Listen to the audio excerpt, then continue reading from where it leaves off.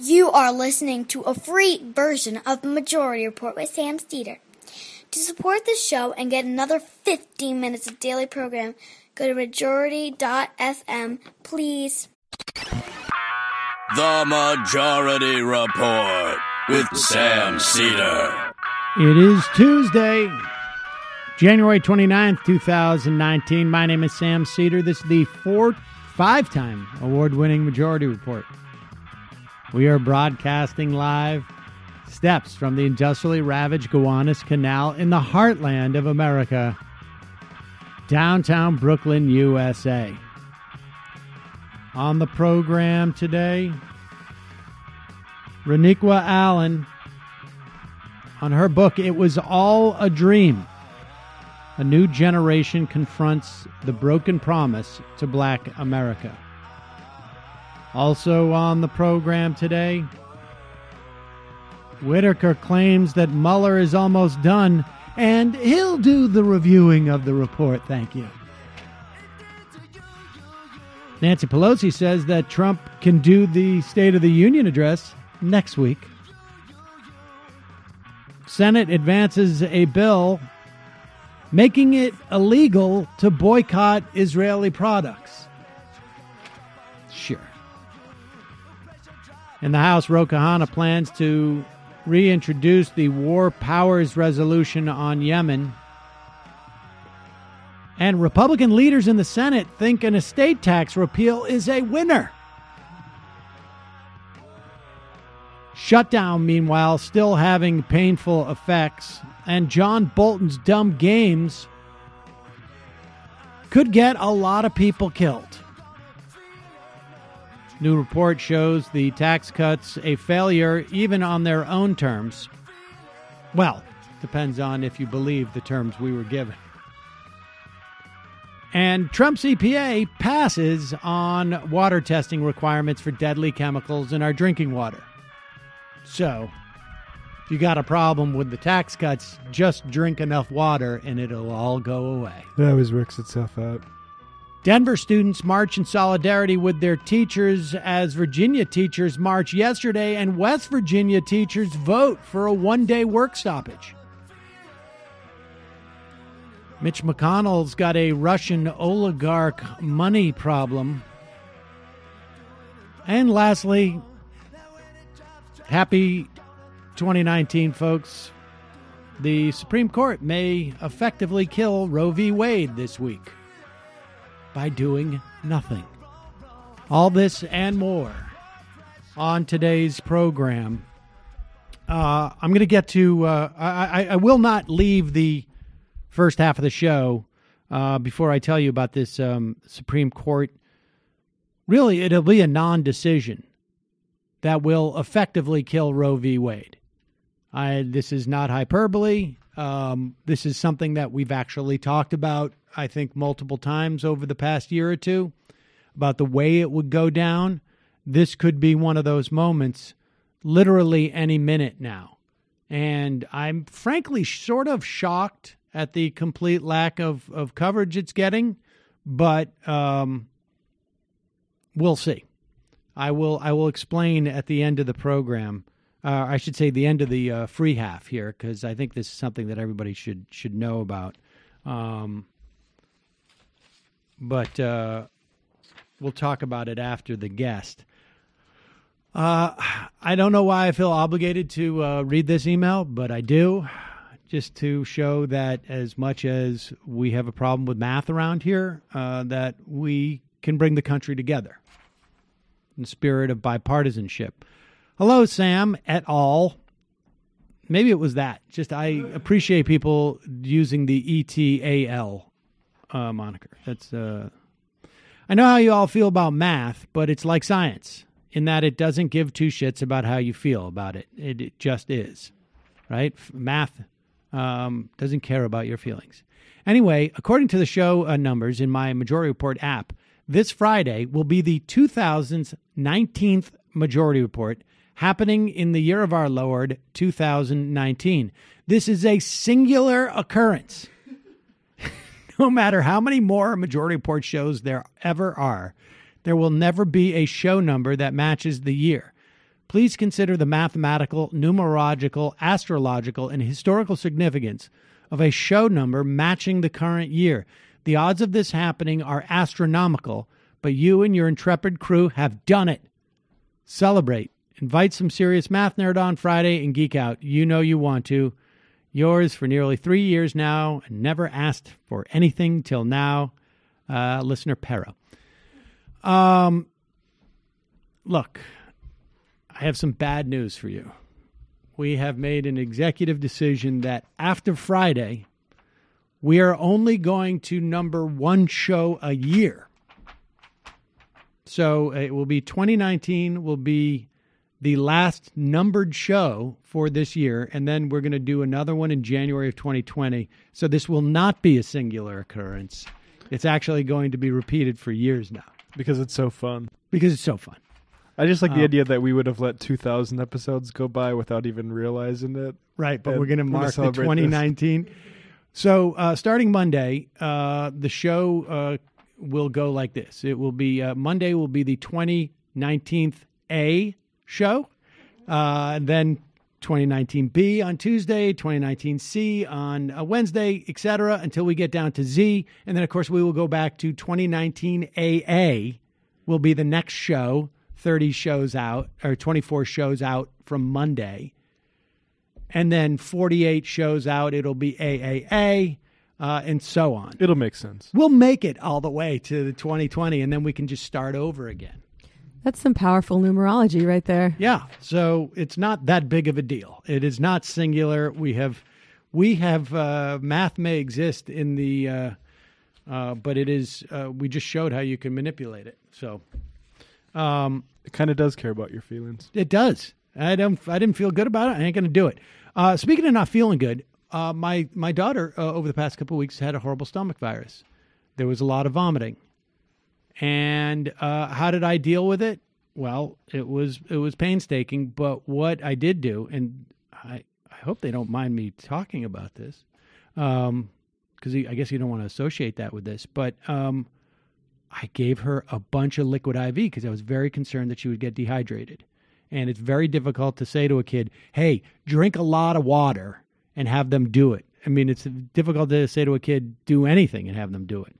But with 110% daily value of vitamin C and B12, Liquid IV is a great way to stay healthy and hydrated during these cold winter months. Liquid IV is not your average electrolyte drink mix. It uses cellular transport technology in a specific ratio of glucose, sodium, and potassium, which, when mixed with 16 ounces of water, helps your body absorb more water and nutrients directly into your bloodstream. It can provide the same hydration as drinking 2 to 3 bottles of water. Liquid IV is the fastest growing hydration brand, and you can find them everywhere, even Costco, and you can find them all at Costco's nationwide. Like I say, I use this when I've been drinking a little bit too much. I use it when I'm feeling like I'm a little dehydrated, but was able to give some to Milo when I was worried that she was going to get dehydrated. I love Liquid IV. I know you will too. Right now, my listeners get 20% off at liquidiv.com when you use my code MAJORITY at checkout. That's 20% off anything you order on Liquid IV's website. Go to liquidiv.com, enter my promo code MAJORITY to get your savings and start getting better hydration. That's liquidiv.com, promo code MAJORITY. Don't wait. Get hydrated today.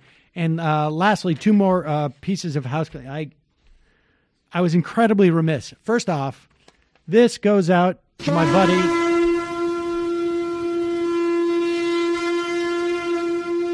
Lawyer Matthew. Happy birthday. A couple of days late. I apologize. And this, the royal fanfare to celebrate the birth of Ronald Reagan's is a father again. They let him do it again. Sort of shocking, but he has my understanding is a very healthy daughter and mom and dad, sibling, all doing healthy and are well and healthy and excited to have there. So congratulations, sucker. Did not listen to me. Did not listen to me. All right. I have a feeling this is going to be the last time we're talking about this guy, because I don't think I've ever seen anybody so quickly, so thoroughly humiliated in so many venues by so many different people. There is really, I mean, it's like doing a Sam Nunberg. It's more than that. It's more than that, because there's no pity. And there's not even the same like sort of joie de vivre in this. This just feels like everybody's doing their job, right? Everybody, and that job, of course, is to make Howard Schultz, the billionaire owner of a series of cafes, coffee shops, or formerly, that he doesn't get to be king just because he's so rich. He can go around and be unofficial king, as a lot of these billionaires are doing, but he doesn't get to be named king. Sorry. And here he is with Andrew Ross Sorkin. Is that who it is? Does Andrew Ross Sorkin, does he live in one of like Howard Schultz's like suit coat pockets? Does he just hang out there? He's a billionaire whisperer. Yeah. Yeah. He just sort of pals around with him. And here he is interviewing him at Barnes & Noble. This is in New York City, correct? And CNN was did they cover this live, or is they videotaped it? Like they do all events at Barnes & Noble. And for people who nobody knew who this guy was 3 weeks ago. And talk about, if this was his plan to sell books, I got some bad news for you, buddy. Here we go. I am seriously considering running for president as a centrist independent. And I wanted to clarify the word independent, which I view merely as a designation on the ballot. Don't help elect Trump, you egotistical billionaire. I love Aaron Ross Sorkin's look on his face when he's just like, really upset. Now, so there was that heckler. That was highly inappropriate. And so he came back, another one came back for a more appropriate one. Same guy. Don't help elect Trump, you egotistical billionaire. Go back to getting ratioed on Twitter. Go back to Davos with the other billionaire elite who think they know how to run the world. That's not what democracy needs. We're going to get to that idea and that sentiment in just a minute. There you go. That was awesome. They're going to keep trying to do this, though. Well, what do you mean? They're going to keep trying to do what? Who is they? Egotistical billionaire centrists who represent that point of view. The most amazing thing about this was yesterday when Michael Bloomberg basically said, like, hey, I swallowed enough of my pride to not do this. Like my therapy worked for a long time for me just get to the place where I wasn't just so narcissistic that I thought I could do this. I am richer than you. And if anybody should have done it, it should have been me, and you cannot do it. Yeah. If there's one thing billionaires hate, it's other billionaires taking liberties that they themselves didn't take. Right. And he's like, I was big enough, man. Like if there's any billionaire who deserved to be king, it would have been me. And since I was big enough to not take it, it is absurd that you would even think about taking it. In fact, it's a personal offense to me. That's what Bloomberg is saying. That's so awesome. But this guy is, this is where was he? Let's just listen to this a little bit. He was on NPR Morning Edition, right? This guy's like, put aside for a moment that he's that the whole concept is obnoxious and offensive. Put aside the incredible narcissism, the sense of propriety, the sort of like the complete obliviousness. This guy's also really bad at this. and seems to have just like, I'll tell you what this is an example of. This is an example of a guy who has had no one question anything out of his mouth for years. Nothing. He's showing up on all these shows with like not even 1/4 baked ideas about what he's doing. This is a guy who has been so encased in amber in terms of like criticism or even like questioning. Well, he's used to getting ratioed on Twitter. I mean, but you don't think he looks at that, do you? You don't think he looks at the replies. He has somebody who brings him a form that says, you got this many replies. Oh, great. He doesn't know what ratio means. I don't know. I think he's mad that people are allowed to tweet at him. He probably doesn't. He's probably just so far removed. And it's stunning because he's completely unprepared for this. And he's getting softball questions virtually from everywhere. Shareholder value had to be balanced and equaled with creating value for our customers and, most importantly, for our people. Would you be changing, as president, laws or pushing to change SEC regulations, anything else to change the business environment in which shareholder value has become utterly paramount for companies across this country? I don't think I would be changing laws, but what I would try and do is influence public CEOs to understand that we have a moral obligation and responsibility not only to make a profit and create shareholder value, but also to do everything we can to do more for our employees and the communities we serve. Pause it. No, why would you need to be president to do that? Right? He's like, I'm not going to use any part of government to in any way infringe or mitigate the horridness of shareholder value concept of the way that companies should be measured. I'm just going to do it from the bully pulpit. But here's a guy with billions of dollars. He could spend $300 million and he'd be on so many ads across the country saying this that we would know every contour of his face. We'd be able to count how many hairs are on his head with the amount of money that he would spend in the same way that I would contemplate, like, we're going to go out for a good company dinner. But he needs to be president to do this, apparently. But no laws. Serve. Can you preach your way to that change on a large scale in a system where a CEO who doesn't maximize shareholder value can get sued or lose the company? Financial performance, in a way, is the price of admission. A company has to perform.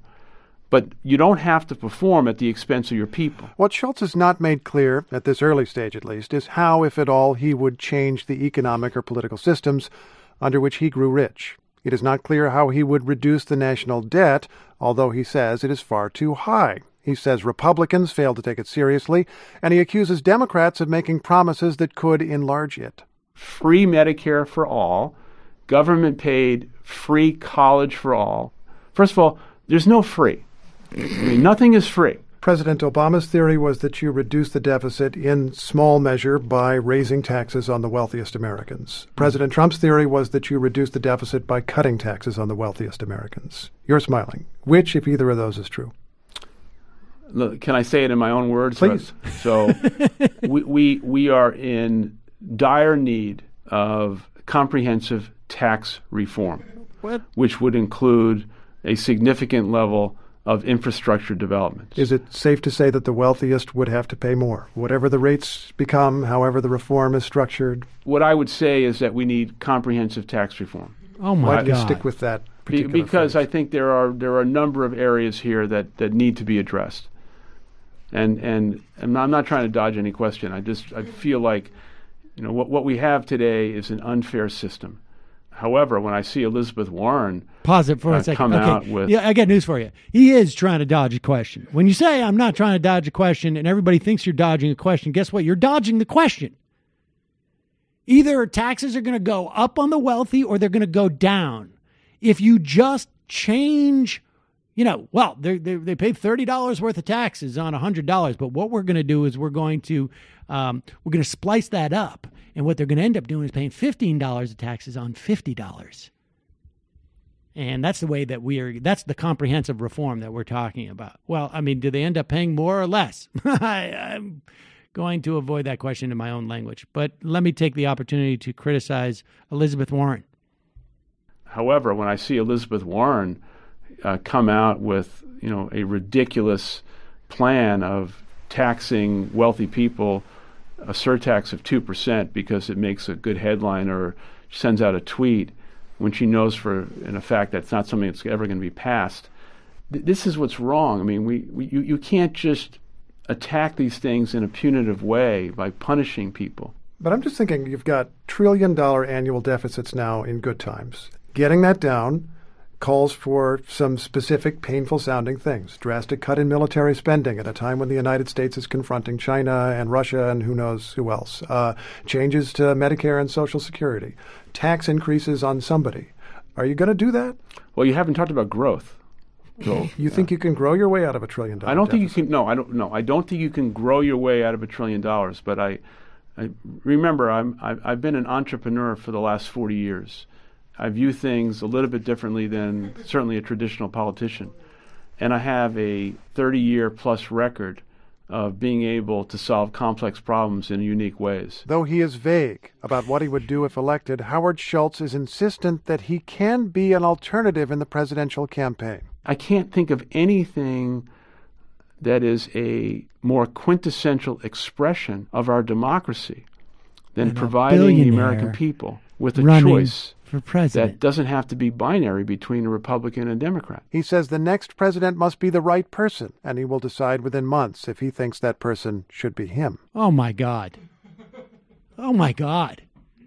Why does this guy even get to be interviewed on NPR? What the hell? That's what I was saying about he was on 60 Minutes yesterday, too. How long did it take for them to give Bernie a serious interview last time around? It is stunning. He just bought his way onto these places and is talking about democracy demands that that some wealthy guy run as an independent. It's shocking. It's shocking. The level of delusion. And some people speculated that this was basically a shot across the bow threatening, if you nominate Elizabeth Warren, if you nominate Bernie Sanders, this is what's going to happen. But Mike Bloomberg came out and said, no, you will not. I think to update the Libertarian Challenge, we should do a billionaire debate challenge, too. Like people like Howard Schultz want to call in and debate us. Yes, I will do right now. This is a message I'm sending out to Howard Schultz. Debate me. I insist. You come on this program. You can call in. And if you want, you can fly in. You can fly in and I'll let you sit in this seat. I'll sit over there and you can sit here. It builds so much character for him, I think. Being surrounded by yes men all the time. I think democracy calls for it. All right, we got to take a quick break. When we come back, we're talking to Reniqua Allen on her book, It Was All a Dream, A New Generation Confronts a Broken Promise to Black America. We'll be right back.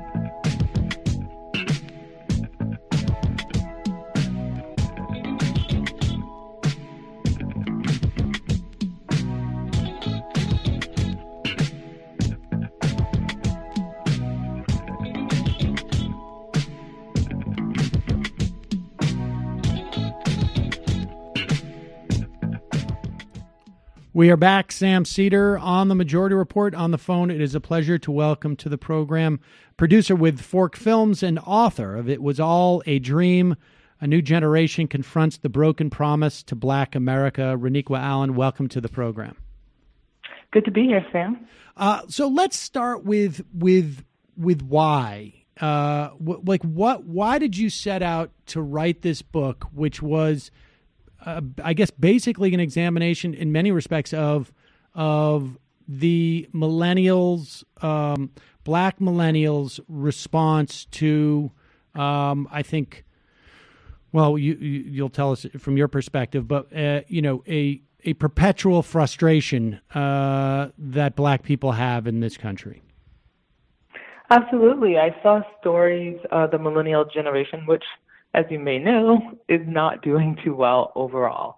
There are lots of stories, particularly about kind of these urban elite, overeducated, entitled folks. But what I felt was missing from the conversation was actually a story about people of color, and particularly young black people like myself. I saw my story feeling a little bit different. Yeah, absolutely, like kind of a millennial story.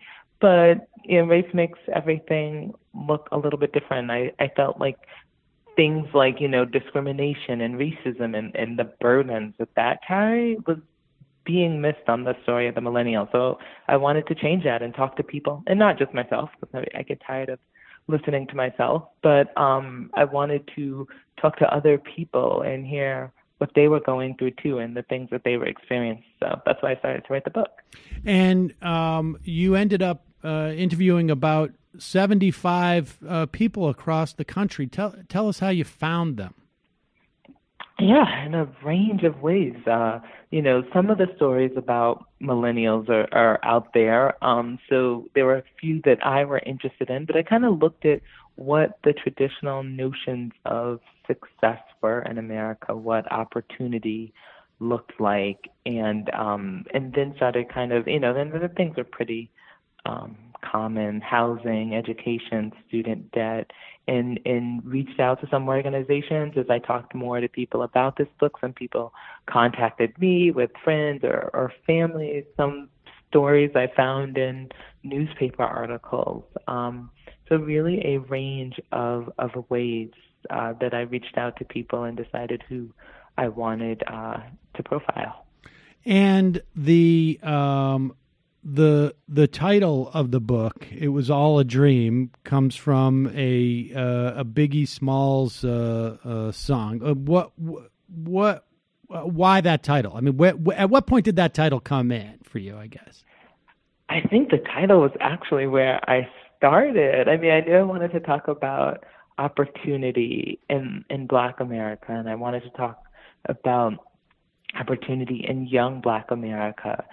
And somehow, initially the conversations were about the American dream and what that meant. And I think I was just listening to the music. I listened to a lot of music, and the title, the song Juicy came up, and this idea, this notion of dreams was really in my mind, and it kind of came from there pretty organically. But I mean, I was also interested in how the notion of the dream in the Black community, obviously thinking about Martin Luther King's dream, and how that has kind of changed and morphed for different generations, and how, I think Biggie's song is actually a play on MLK's MLK's speech, and how even Jay-Z, even after Biggie died, kind of said, was it all a dream? And how we're kind of, I think as a Black community, constantly thinking about dreams and promises, and really systematically, I think, being denied it, not just systematically, but culturally as well, being denied these dreams and promises, and what that meant to us. Has that? I mean, because Juicy is optimistic, I think, as a song, right? I mean, and so has the perspective, or I guess let me ask you this from. And then I want to get into maybe some of the individuals, but I'm curious as to let's start with overall, what your experience is of Black millennials what their response, what their perspective is on the American dream, how you, might imagine it's different from white millennials in terms of what they experience. And then I want to talk about maybe how that relationship to the American dream has changed, or if it has changed at all in earlier Black generations. Yeah, so I think, one of the most surprising statistics I found pretty early on when it relates to the American dream was that Black millennials, more than anyone in this generational cohort, actually believe in the American dream the most. Now, when you look at the studies, it's actually young white people who say that they've achieved it the most, but young Black people actually believe in it. They're optimistic. I think we are optimistic as a people, and I think that partially because we have no other choice to be but optimistic. I think, America's been pretty crappy to Black people. To be young in Black America doesn't always feel safe. There's a group of young women in New York State that just was searched, for their clothes. We see countless video after video of young Black men and women being brutalized, terrorized, and even killed by law enforcement. We know that, it's not always safe place to be. America's not always a safe place to be. However, I say that with a caveat because I do think there's a lot of joy, there's a lot of optimism. There was, high political rates of participation, political participation in the Black community. So I think that these are all really wonderful things. And I say that, but also I think that there's still a desire to be seen as human, to be not seen as, a burden or a problem. And I think that, every single Black millennial I talk to, despite, sexuality or political affiliation, or, class position, said that their race impacted their lives. I think that matters. And I think when you look at white millennials, for example, and I should say Black and millennials of color doesn't necessarily mean they have equal experiences, but particularly when you look at white millennials, I think that sometimes they don't have to worry about those things. They don't have to worry about things like, am I going to get home safely? Now, they're worried and equally as burdened, I think, by some of the things that the millennial generation overall faces, like, student debt, for example, or, home ownership. But I think that because they don't have to contend with some of the other forces like racism and discrimination, their dreams are, a little bit different. I think that for Black millennials, they still want to they want to be visible. They want, we're the only group that has had to say our lives mattered. And that's a pretty significant thing for me, what that does to a person. Having a Black president, people don't necessarily think cured issues around race or racism. So it's a unique space to be. But at the same time, I think a lot of our dreams, the fundamental dreams, still center around, home ownership, housing. But we also want to be free. And I think that we don't necessarily think that. White millennials don't have to worry about that. Where do you think it lies? And I think you write about buying a house, and I guess in 2005, and subsequent to that, finding that you were eligible for participation in a class action because the mortgage, your lender was involved in predatory practices, and I think the idea that Black Americans were targeted more with these predatory practices is a function of there being, in addition to there being, sort of broadly speaking, less wealth in the Black community because less opportunity to develop wealth over time, but also less opportunities to borrow, and so going in and getting a supposed subprime loan, or at least those type of terms, when you maybe you didn't need to actually, had you been white or had not been sort of cajoled into this. I'm not saying you specifically. I'm talking about the community. Yeah. But what I wonder, like, what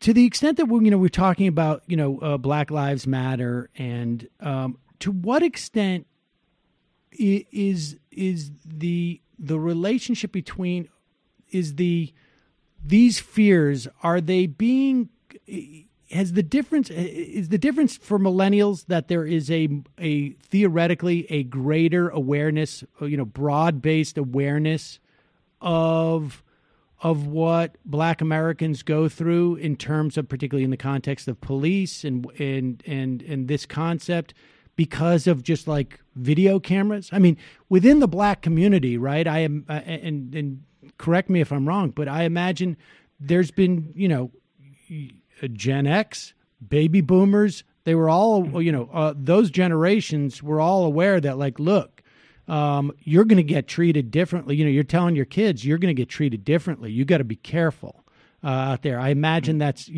not new. The newness is that there's almost, there's an ability to show it to a broader audience.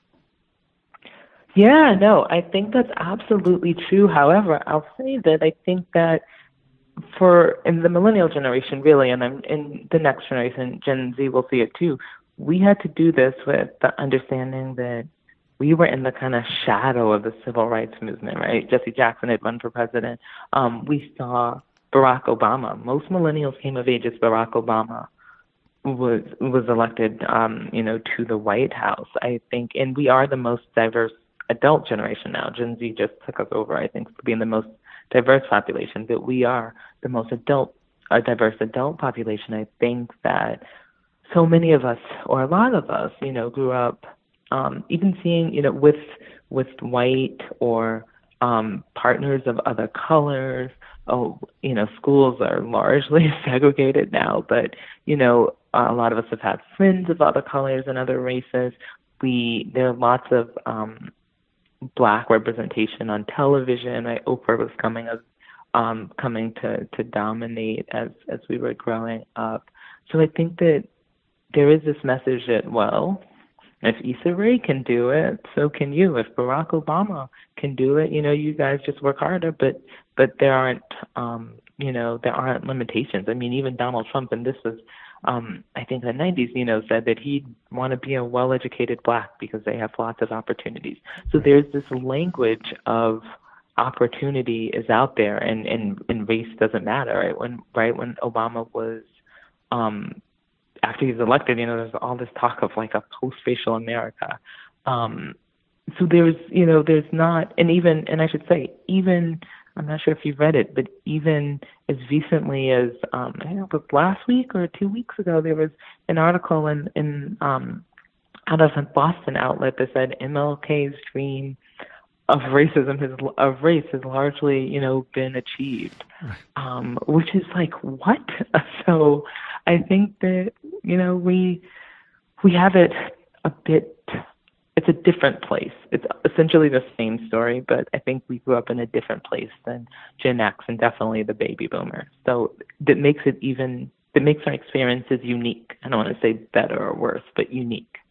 I mean, I just want to tease that out a little bit more. Like, what is it? Is it more complicated in some ways, in that it's not as, if you're fighting for the right to vote, you're fighting for the right to not be discriminated when you go into a restaurant. If you're fighting for the right to not be discriminated when housing, it's a fairly binary, straightforward thing. But if if you ostensibly have those rights, but the options are limited, and in the context of a generation like the millennials, where they don't have the same opportunities that we did in Gen X, and those people who are who have the least political power, broadly speaking, who are subject to racism, are going to be even more impacted by the dynamics that are impacting the millennials, broadly speaking. Is that in some ways? I mean, I don't, it's not a competition, but and I can tell that it's, obviously it's unique, but I'm curious as to that dynamic. That is sort of the problems are more subtle in some respects than, somebody turning a fire hose on you. Right.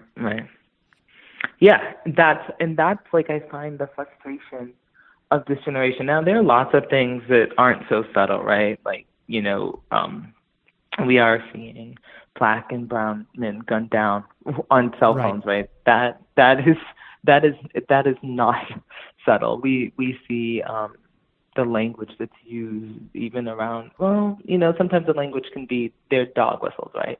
Sometimes that can be subtle and not so subtle. But I absolutely think that, and from the millennials that I spoke with, said that was the most frustrating part about this generation, about feeling less than, but having to prove that you experience some kind of racism in a way that, people want you to say, well, did someone call you the N-word? Because that to people proves that racism still exists. But what I think is harder for people is for someone to say, oh, here's this mediocre woman who just got promoted over me, and I think it's race, but I can't quite tell. I'm not sure. Or someone saying, a friend of mine who's a C student, has a great job. Her dad is, a VP of a company. That's why, she had this network, but, I didn't have that. And people seeing that as, a problem of race, and things like affirmative action not being advocated for as much. Someone, being asked for the ID at a polling place, is it race, is it not? Like, I feel like a lot of young millennials are kind of playing this game and don't always know how to deal with that, but still ultimately feeling that they are less than, that their lives actually are, worth less, that they aren't seen as equal. And that's a frustrating place to be in.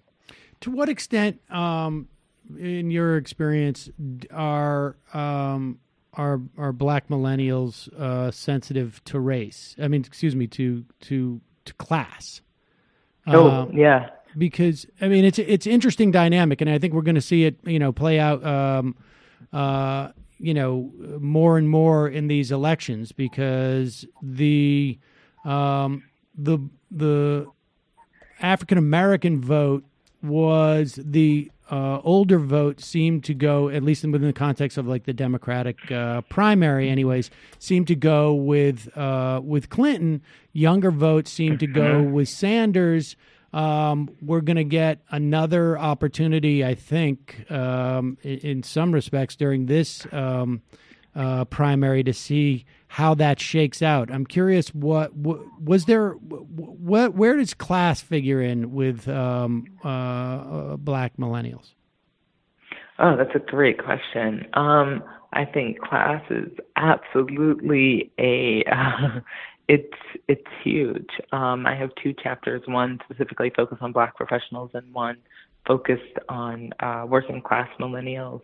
And it plays a huge role in their lives. I actually found that much like Ellis Coast did a study on Black middle class folks in the 90s, and he said that it was a rage of a privileged class. And I found the most actually frustration, I think, with middle class or upper income Black millennials. And I think it's because, and this is kind of the same conclusion that Coase came to earlier on, that they have more of a proximity to white people. They are in corporate spaces more.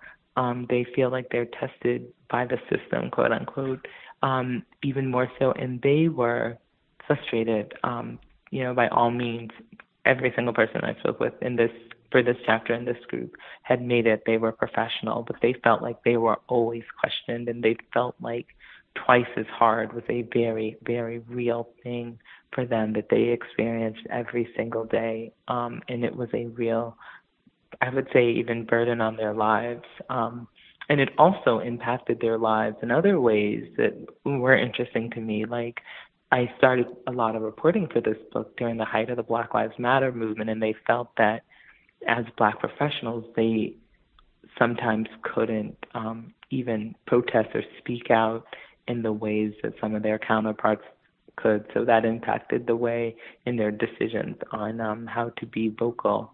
So that was also interesting. And a lot of them thought it was a class divide because they thought that they had more on the line.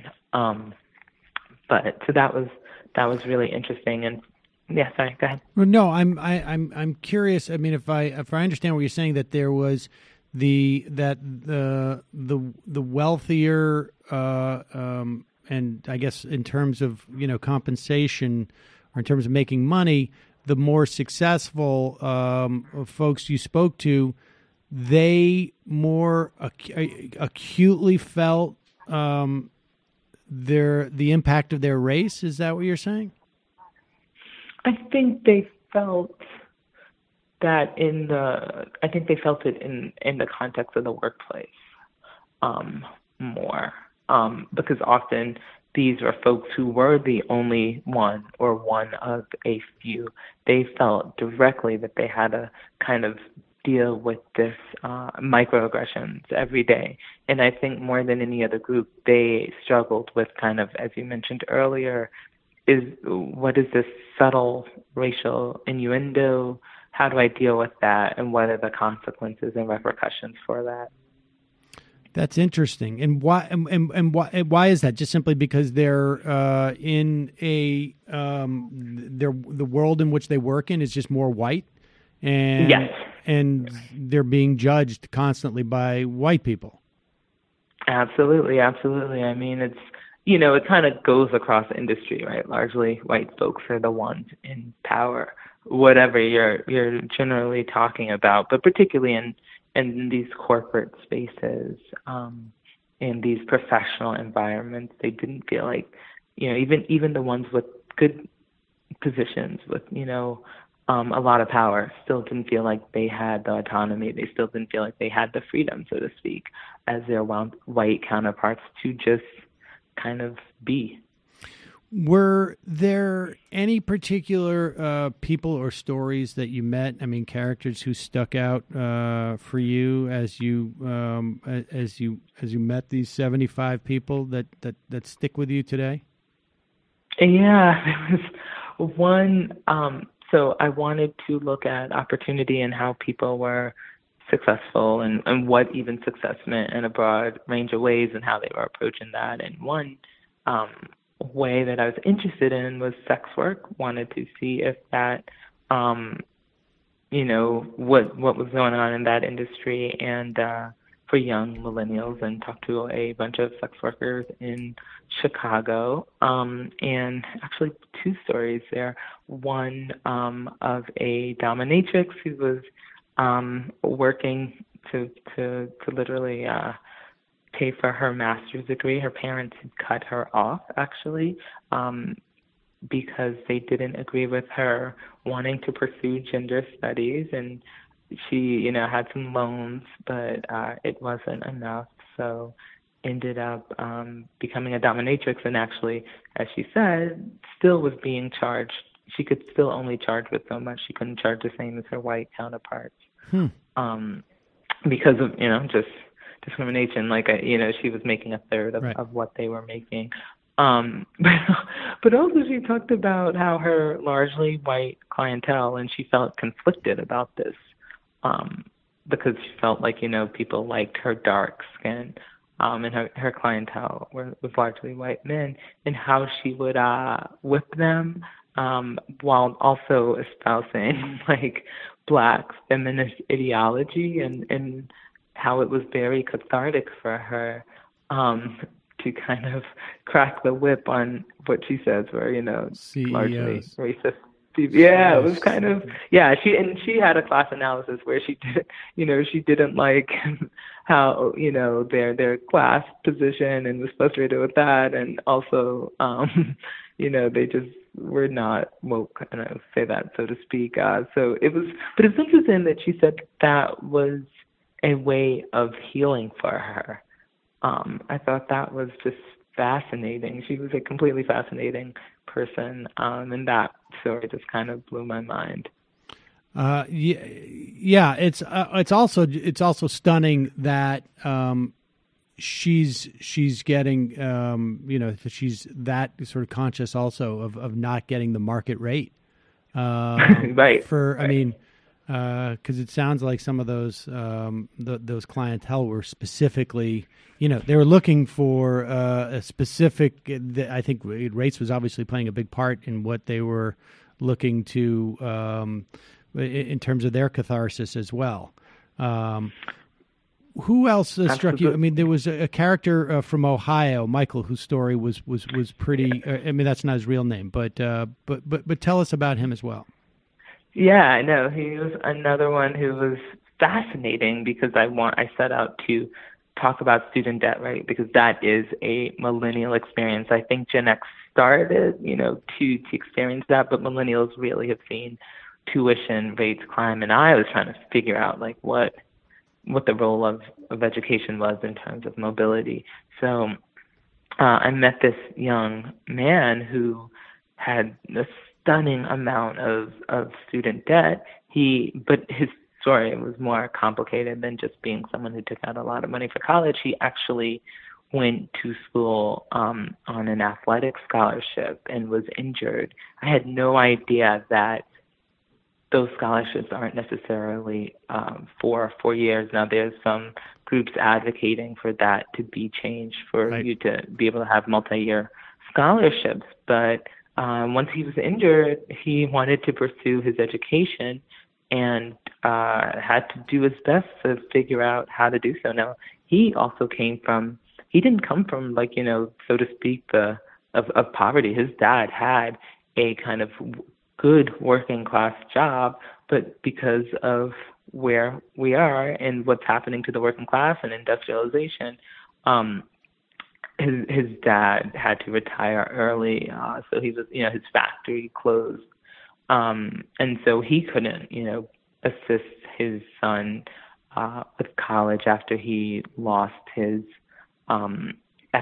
scholarship. And his story kind of spiraled as he was just trying to constantly play catch up after losing the scholarship, figuring out how to deal with healthcare, and trying to take kind of jobs here and there, running for student government. He's quite a charismatic young man, but also said he felt a difference of not having the security that some of his peers did, of not being able to ask his parents for significant amounts of money, and trying to really contend with that, and still kind of remarkably going to school, going through school. And he wanted to get a master's degree despite having this kind of staggering amount of $100,000 of debt. He was continuing on because he felt that this was his dream. All right. So lastly, I mean, when you entered it, what do you think? How did your perspective, or did you go through any like major change in perspective on, I guess, millennials or yourself in the context of this, I guess, study of folks? Yeah, I think it was more depressing than I realized about how young Black people really feel marginalized in America, how they feel invisible. A lot of people, including that young man I just spoke about, Michael, was feeling depressed. A lot of people were suicidal. It was a hard thing to feel like you are constantly told you are less than. They felt like they were still treated that way. However, I think the amazing thing was that so many young people were persisting. They were determined to make their own way.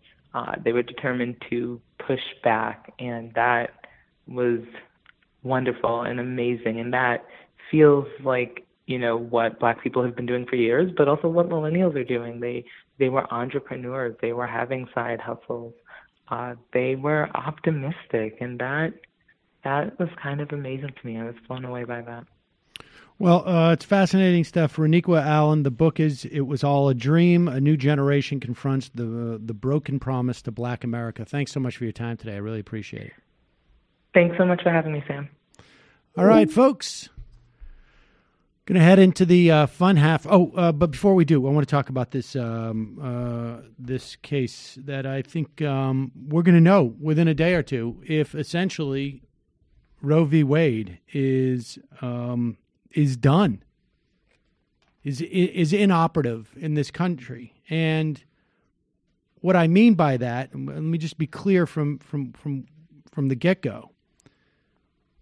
Right now, there is a federal right, one that the Supreme Court has determined is embedded in our Constitution, for women to receive an abortion. And it is an important enough right that it cannot be infringed upon, but at the highest standard of scrutiny. In other words, there can be some mitigation of that right, some infringement upon that right. It states after a certain number of weeks, the state can outlaw abortion, except for in very narrow circumstances. But the most recent example of this scrutiny came in regard to a TRAP law, which is a short for Targeted Regulation of Abortion Providers. In 2015, it was 2016. There was a Texas law that went to the Supreme Court. It was Whole Women's Health versus Hellerstedt. This is a Texas law that basically said, specifically said, a physician performing or inducing an abortion at a clinic had to have active admitting privileges at a hospital that is not more than 30 miles away from where the abortion is performed. And that hospital needed to provide gynecological or obstetrical healthcare services. So if you're at a, and many times, physicians working at these clinics do not have admitting privileges at hospitals. Certainly not within 30 miles, but very often they just aren't affiliated with the hospital. They work for the clinic. May travel, depending on the state, they may travel around to various clinics and whatnot. This was a law that was set up specifically as like a bank shot to make it impossible for clinics to provide abortions to women. It's like also, they have other laws like TRAP laws like this. Like the clinic must have 22-foot high ceilings. Things that are basically impossible to have happen in the real world. That decision, the Hellerstedt, was a 5-3 decision. Scalia was dead. There was eight justices on the court. And Kennedy added the 5th vote to the 4 liberals on the court.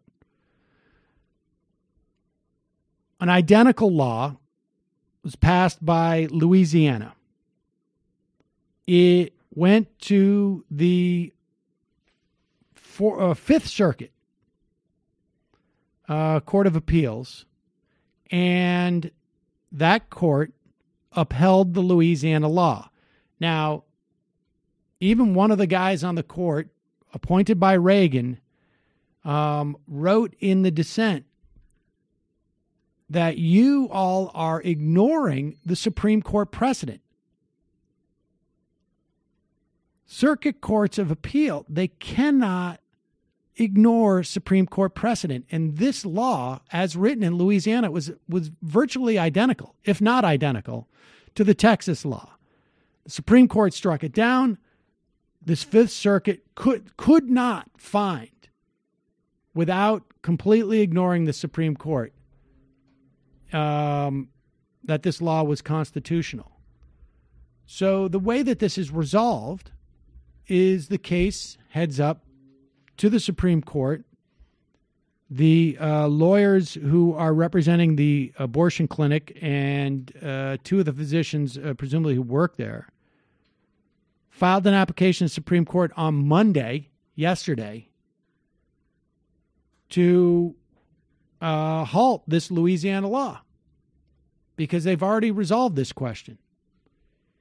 If the Supreme Court now, which is constituted very differently than it was in 2016, Kennedy is gone, Scalia's seat has been filled, there is a 5-4 majority, more than likely, to simply say, we're not going to address this. In other words, we have no problem with lower courts ignoring that precedent we set about trap laws. And if that's the case, every state in the country that is a red state and more are going to try, well, the red states are going to try and legislate something very similar. They'll probably just start with this. And then if that's not effective in eliminating abortion services in their state, they'll come up with another one. And Roe v. Wade, there's not going to be any announcement that Roe v. Wade is overturned, but Roe v. Wade is essentially no longer in effect. Now, this dynamic already exists to some degree around the country. You have, I think it's 1 or 2 states in the center of the country where there's maybe one abortion provider, virtually impossible to reach for a huge percentage of the people in the state. But this is going to be more comprehensive. This is going to be contiguous states. It's going to be a real problem. We're going to get to that situation, and I think people predicted it when Kavanaugh was nominated, that in 5 years abortion will all be, at the very least in 25, 30 states across the country, it'll be illegal. And this will effectively make it illegal insofar as the requirements that the states will have will make it practically, from a practical standpoint, impossible to get an abortion in those states. And we should know within a day or two whether the Supreme Court, how they react to this. If they say to the Fifth Circuit, no, send it back. You did this wrong. We've already ruled on this. Then it's alive for another, who knows. But if they don't, there's going to be 25 states within a matter of months, probably 20 states within a matter of months that will pass similar legislation, and abortion clinics will be basically impossible in these states. So that's terrifying. It's terrifying, and it's like it's like watching a slow motion train wreck. The moment Donald Trump won that election, it was all but assured, right? I mean, maybe a meteorite hits the Supreme Court or, knocks out people, but this is the reality. And we'll know in a couple of days about this, at least this threat. And I don't know, maybe Kavanaugh, Gorsuch will be like, or Roberts will say, I don't feel comfortable overturning precedent that is 2 years old. But when they don't really have to say anything, they just have to sort of turn their eyes away and look away a little bit. Very dangerous stuff. Things are going to get pretty crazy, I think. The next 2 years are going to be pretty nasty stuff.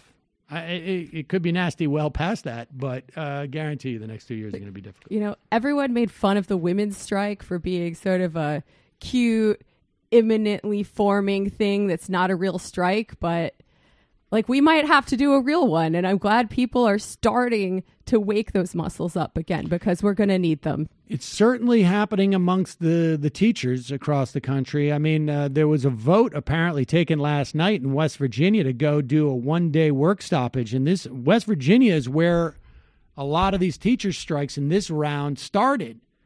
And the fact that they're willing to go and do it again, they're not playing. And not to mention all the airport workers. The airport, we talked about that yesterday. It was when the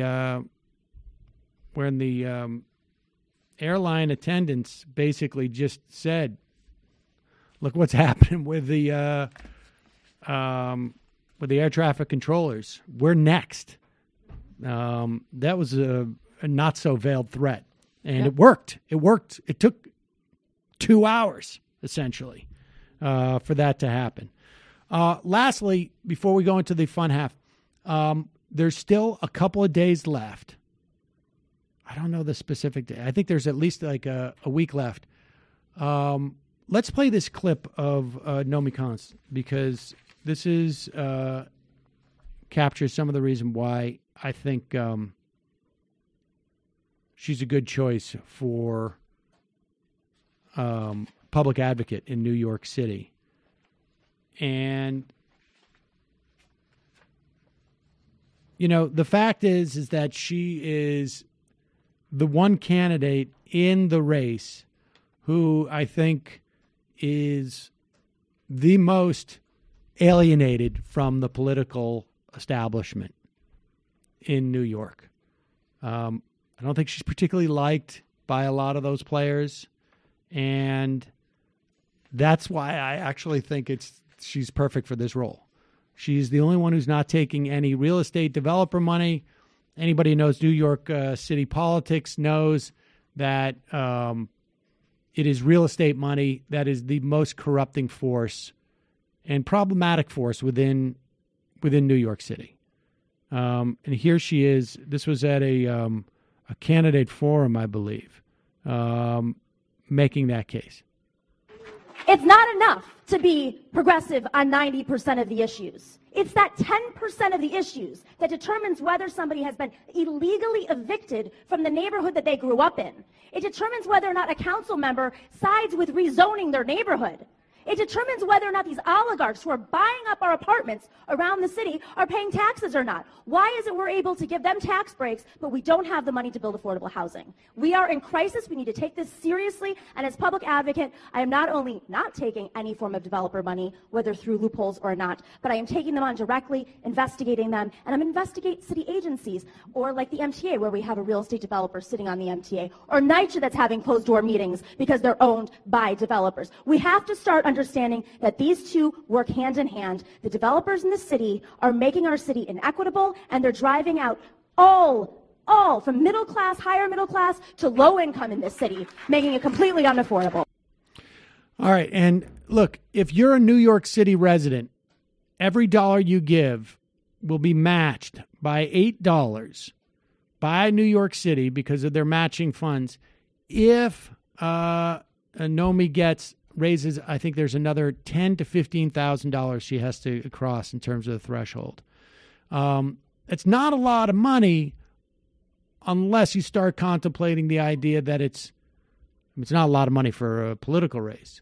But at $100 or $50 or $25 or $10 a click, it's going to take a little bit of an effort.